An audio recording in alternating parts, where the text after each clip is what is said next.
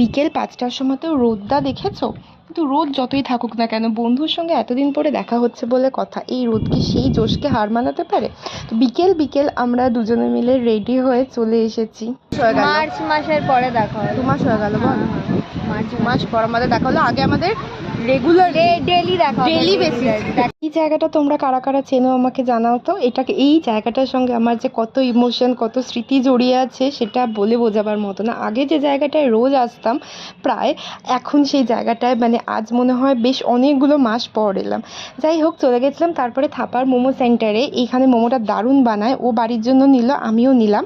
তারপর চলে এসেছিলাম এই ক্যাফেটাতে। এই ক্যাফেটা আমাদের দুজনেরই খুব পছন্দের। যখন দেখা হয় মাঝে মধ্যেই এখানে চলে আসি, গিয়ে প্রচুর আড্ডা দিলাম, কারণ আমাদের বললামই তো 1.5 মাস 2 মাস পর প্রায় দেখা হলো। প্রচুর আড্ডা জমেছিল, সেগুলো তো মানে কমপ্লিট করতে হতো, তাই না? কারণ নাহলে আবার নেক্সট বার আরও বেশি জমে যাবে। সন্ধেটা কিন্তু দারুণ কাটলো জাস্ট।